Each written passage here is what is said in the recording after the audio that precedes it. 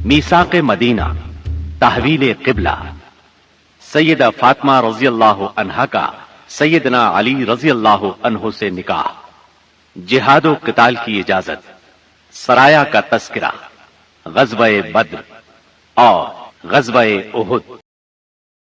آپ نے انصار کو سیدنا انس بن مالک رضی اللہ عنہ کے گھر جمع فرمایا۔ مہاجرین کی تعداد 45 تھی۔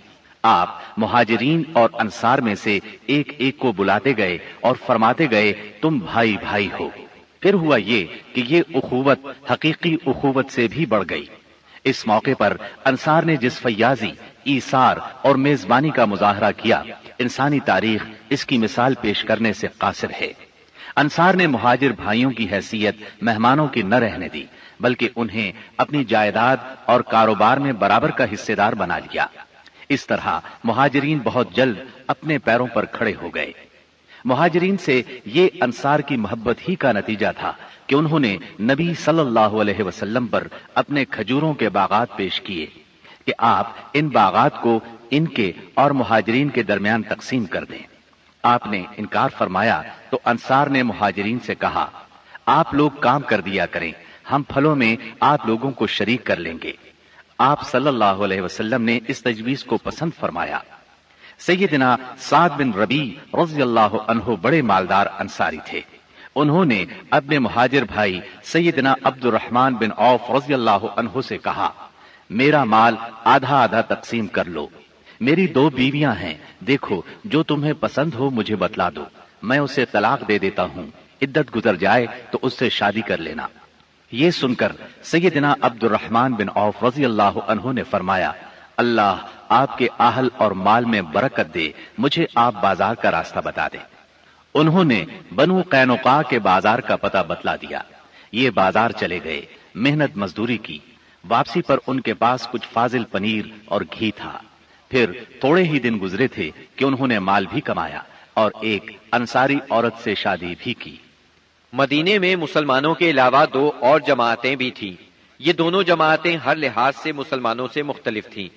ان کا عقیدہ، دین، مصلحتیں، ضروریات، جذبات اور احساسات بالکل مسلمانوں کے خلاف تھے، اور یہ دونوں جماعتیں تھیں مشرکین اور یہود کی۔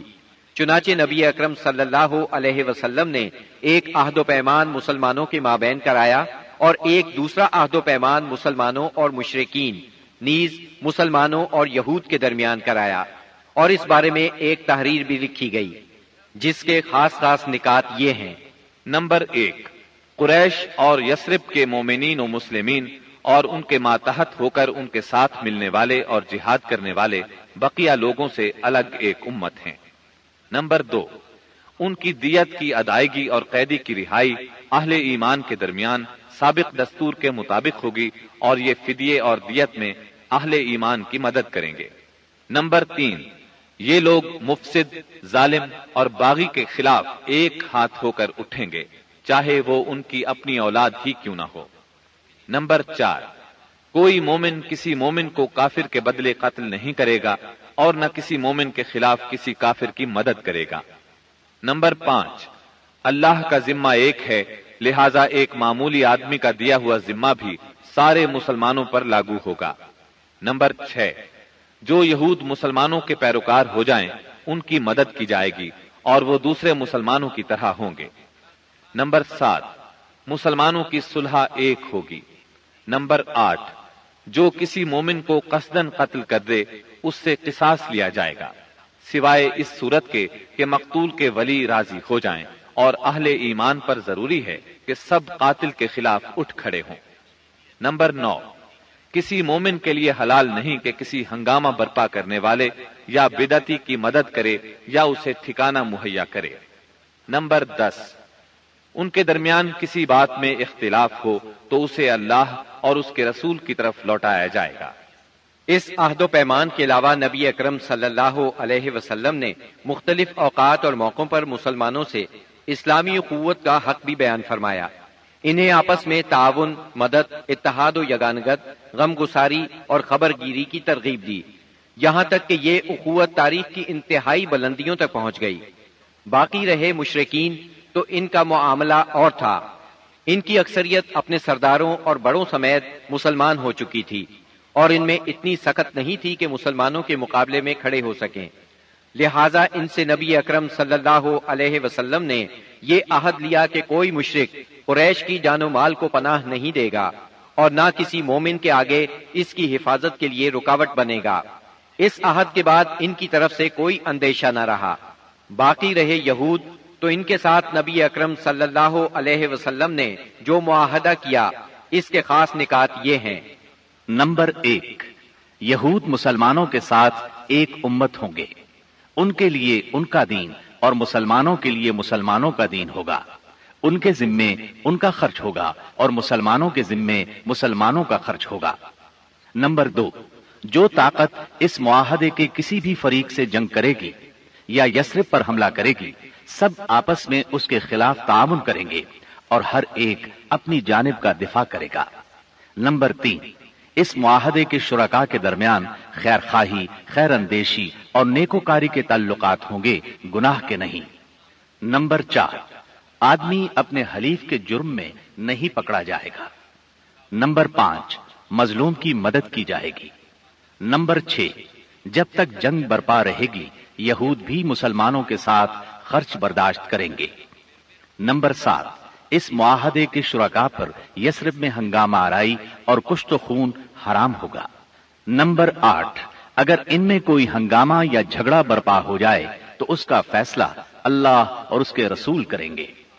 نمبر 9، قریش اور ان کے مددگاروں کو پناہ نہیں دی جائے گی۔ نمبر 10، یہ معاہدہ کسی ظالم یا مجرم کے لیے آڑ نہیں بنے گا۔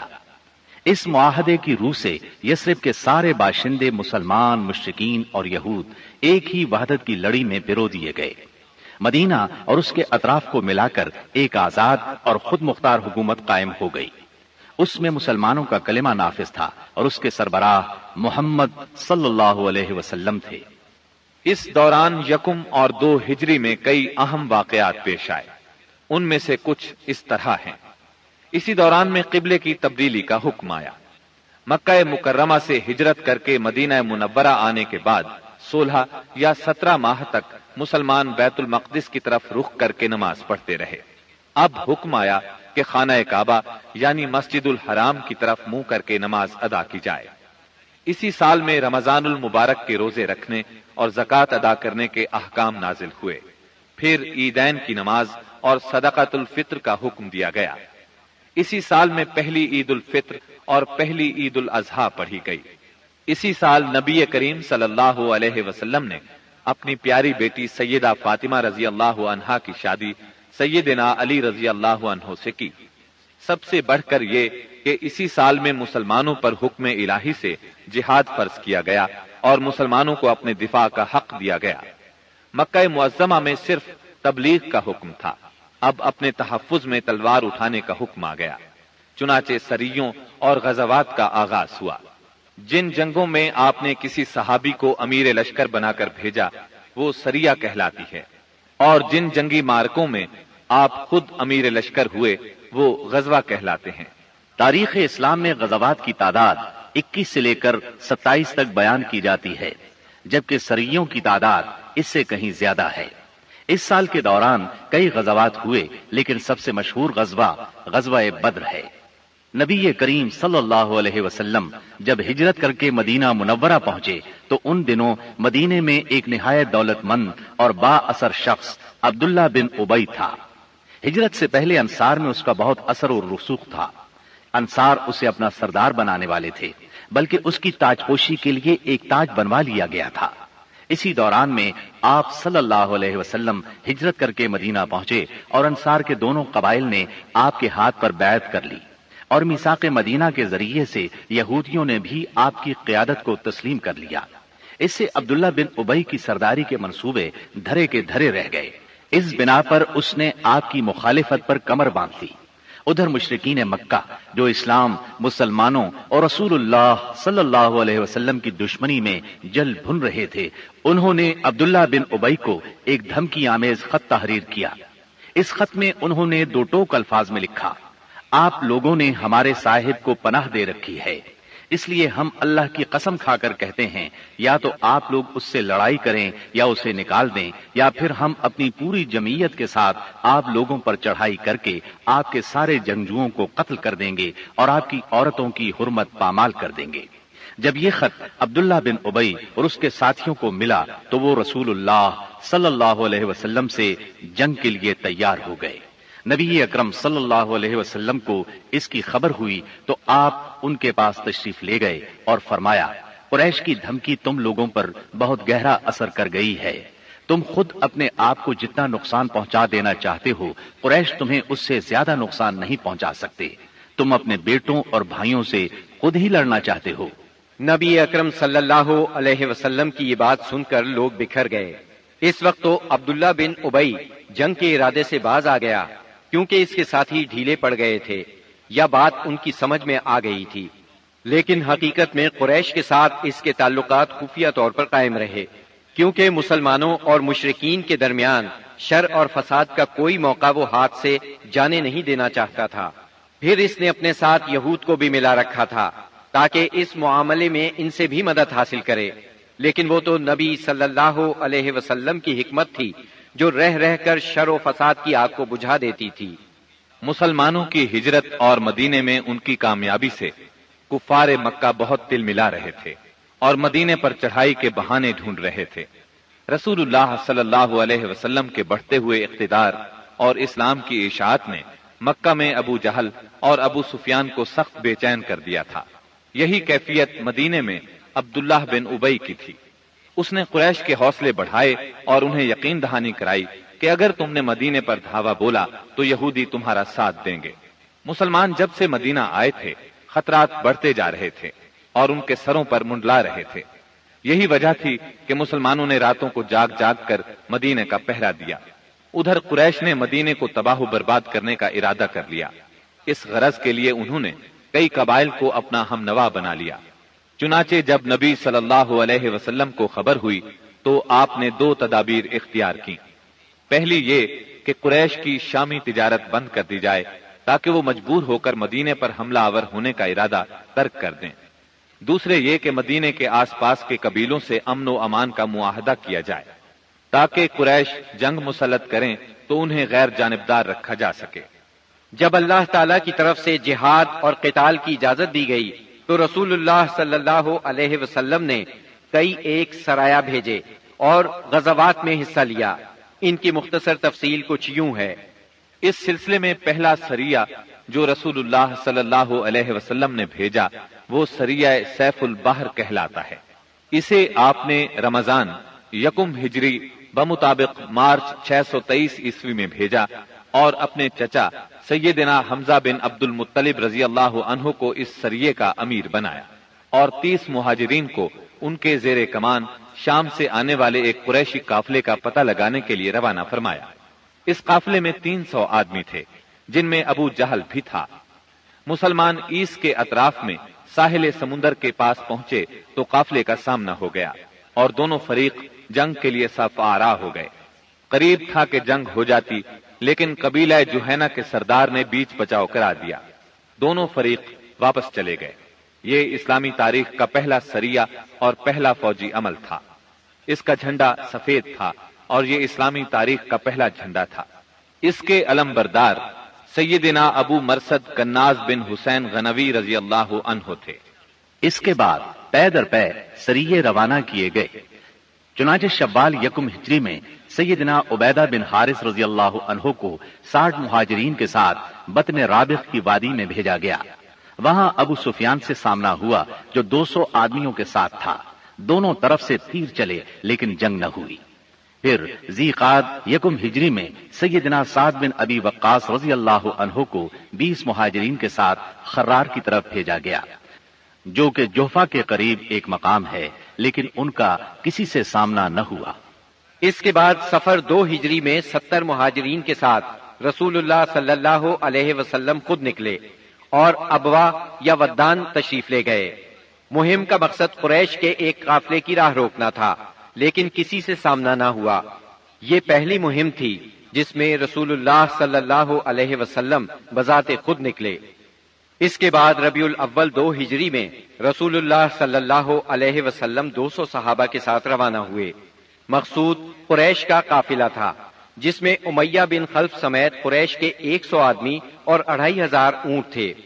آپ رضوہ کے اطراف میں مقام بواد تک تشریف لے گئے، لیکن کسی سے سامنا نہ ہوا۔ اسی مہینے میں قرز بن جابر فہری نے مشرکین کی ایک مختصر سی فوج کے ساتھ مدینہ کی چراگاہ پر چھاپا مارا اور کچھ مویشی ہانک کر لے گیا۔ رسول اللہ صلی اللہ علیہ وسلم نے 70 صحابہ کے ہمراہ اس کا تعاقب کیا اور بدر کے اطراف میں واقع وادی صفوان تک تشریف لے گئے، لیکن قرز نکل بھاگا۔ اسی واقعے کو بعض لوگ غزوہ بدر اولا بھی کہتے ہیں۔ اس کے بعد آپ جمادی الاولا یا جمادی الاخری 2 ہجری میں 150 یا 200 مہاجرین کے ساتھ ذوالعشیرہ تک تشریف لے گئے۔ مقصود قریش کے ایک قافلے کو روکنا تھا جو ملک شام جا رہا تھا، لیکن آپ کے پہنچنے سے پہلے وہ جا چکا تھا۔ اس سفر میں آپ نے بنو مدلج اور ان کے حلیف بنو زمرہ سے جنگ نہ کرنے کا معاہدہ کیا۔ پھر رجب 2 ہجری میں نبی اکرم صلی اللہ علیہ وسلم نے سیدنا عبداللہ بن جہش اسدی رضی اللہ عنہ کو 12 مہاجرین کے ساتھ مکہ اور طائف کے درمیان ایک مقام نخلہ کی طرف روانہ کیا۔ مقصد یہ تھا کہ وہ قریش کے ایک قافلے کی خبر لائیں، مگر ان لوگوں نے قافلے پر حملہ کر کے عمرو بن حضرمی کو قتل اور عبداللہ بن مغیرہ کے بیٹے عثمان اور مغیرہ کے غلام حکیم بن کیسان کو قید کر لیا اور قافلے کو ہانک لائے۔ ان کے ایسا کرنے پر آپ ان سے ناراض ہوئے، چنانچہ قیدیوں کو چھوڑ دیا گیا اور مقتول کا خون بہا ادا کیا گیا۔ یہ واقعہ رجب کی آخری تاریخ کو پیش آیا تھا، اس لیے مشرکین نے شور مچایا کہ مسلمانوں نے حرام مہینے کی حرمت پامال کر ڈالی۔ اس پر سورہ بقرہ کی آیت 217 نازل ہوئی۔ يسألونك عن الشهر الحرام قتال فيه قل قتال فيه كبير وصد عن سبيل الله وكفر به والمسجد الحرام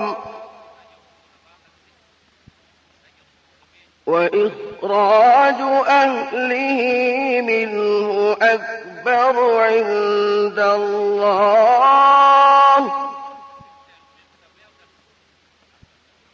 والفتنة أكبر من القتل۔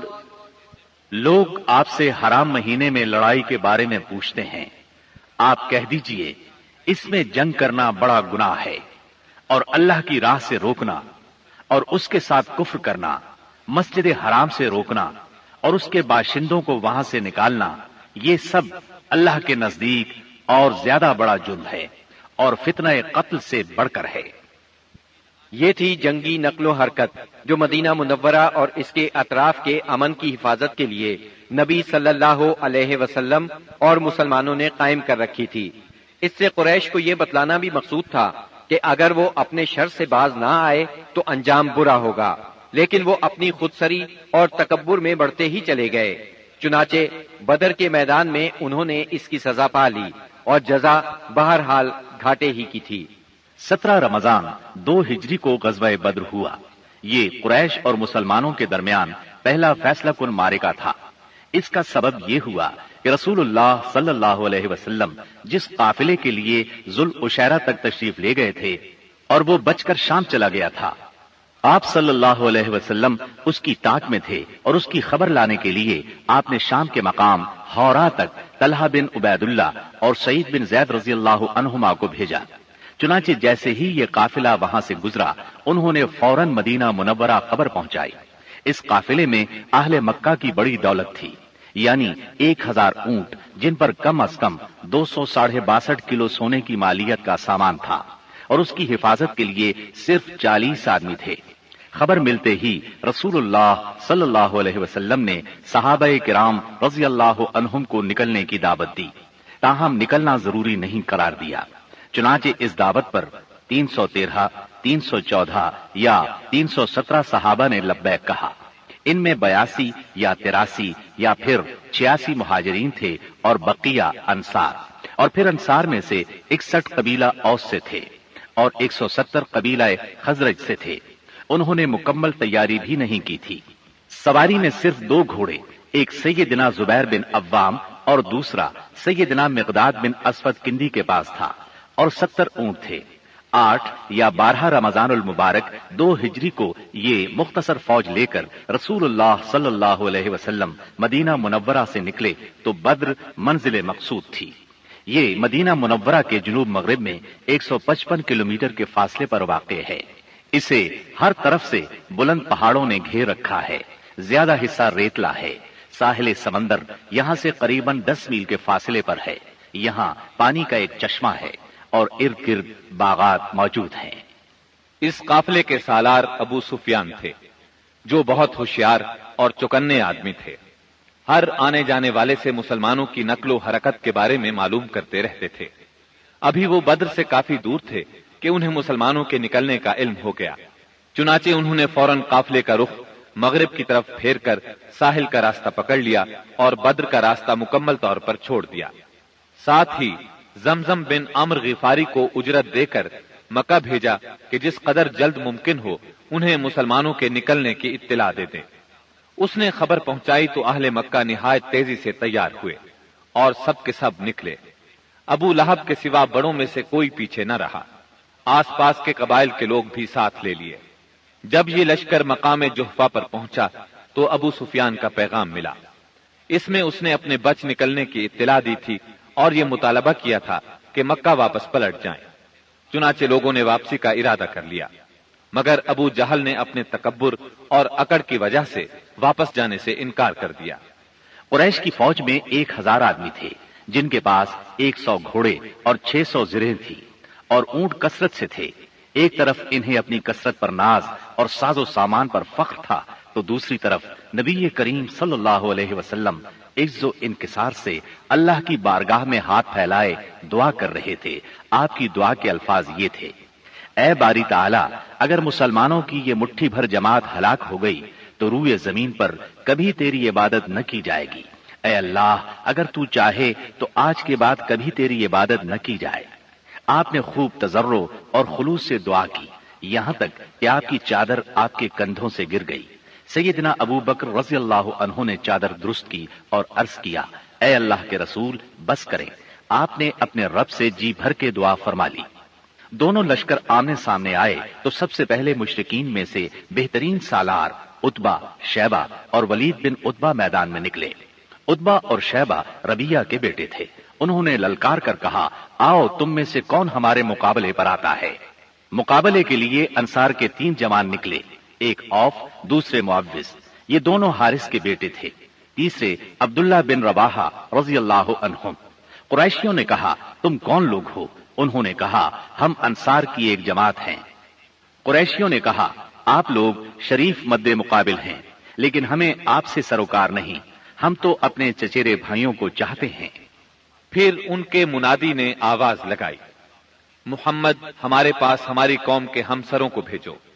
रसूलुल्लाह सल्लल्लाहु अलैहि वसल्लम ने फरमाया: उबैदा बिन हारिस उठो, हमजा उठो, अली उठो। जब ये लोग उठे और कुरैशियों के करीब पहुंचे तो उन्होंने पूछा: आप कौन लोग हैं? उन्होंने अपना तारुफ कराया। कुरैशियों ने कहा: आप लोग शरीफ मद्दे मुकाबिल हैं। इसके बाद मारका आराई हुई। सैयदना उबैदा बिन हारिस ने उतबा बिन रबिया से मुकाबला किया। सैयदना हमजा ने शैबा से और सैयदना अली ने वलीद से। सैयदना हमजा और सैयदना अली ने अपने अपने मद्दे मुकाबिल को झट मार लिया, लेकिन उबैदा बिन हारिस और उनके मद्दे मुकाबिल के दरमियान एक एक वार का तबादला हुआ और दोनों में से हर एक ने दूसरे को गहरा जख्म लगाया। इतने में सैयदना अली और सैयदना हमजा अपने अपने शिकार से फारिग होकर आ गए। आते ही उतबा पर टूट पड़े, उसका काम तमाम किया और सैयदना उबैदा को उठा लाए। उनका पांव कट गया था और आवाज बंद हो गई थी, जो मुसलसल बंद ही रही, यहां तक कि जंग के 4थे या 5वें दिन जब मुसलमान मदीने से वापस होते हुए वादी सफरा से गुजर रहे थे, उनका इंतकाल हो गया। मुबारजत का नतीजा मुशरिकीन के लिए बुरा साबित हुआ। चुनाचे वो गुस्से से बेकाबू होकर मुसलमानों की सफों में तुंदी के साथ टूट पड़े, घमसान का रन पड़ा और कुश्तों के पुश्ते लग गए। इससे मुशरिकीन की सफों में इस्तिराब की लहर दौड़ गई। तागूत अकबर अबू जहल मलऊन ने अपनी सफों में इस्तिराब की इब्तिदाई लहर देखी तो चाहा कि इस सैलाब के सामने डट जाए। चुनाचे वो अपने लश्कर को ललकारता हुआ तकब्बुर के साथ कहने लगा, लातो उज़्ज़ा की कसम, हम उस वक्त तक वापस नहीं होंगे जब तक इन्हें रस्सियों में न जकड़ लें। देखो, तुम्हारा कोई आदमी इनके किसी आदमी को कत्ल न करे, बल्कि इन्हें पकड़ो और गिरफ्तार करो ताकि हम इनको इस हरकत का मजा चखाएं। लेकिन उसे इस गुरूर की हकीकत का बहुत जल्द पता लग गया, क्योंकि चंद ही लम्हे बाद मुसलमानों के हमले की तुंदी के सामने मुशरिकीन की सफें फटना शुरू हो गईं।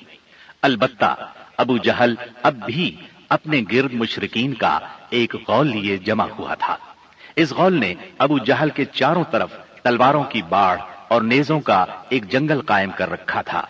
लेकिन गैरतमंद मुसलमानों के इस्लामी हुजूम की आंधी ने उस बाढ़ को भी बिखेर दिया और उस जंगल को भी उखेड़ दिया। इसके बाद ये तागूत अकबर दिखाई पड़ा। मुसलमानों ने देखा कि वो एक घोड़े पर चक्कर काट रहा है। इधर उसकी मौत 2 अंसारी जवानों के हाथों उसका खून चूसने की मुंतजिर थी। तागूत अकबर अबू जहल के कत्ल का इबरतनाक वाकया बयान करते हुए अब्दुर्रहमान बिन औफ रजी अल्लाह अन्हु फरमाते हैं कि मैं जंग बद्र के रोज सफ के अंदर था कि अचानक मुड़ा तो क्या देखता हूं कि दाएं बाएं 2 नौ उम्र जवान हैं।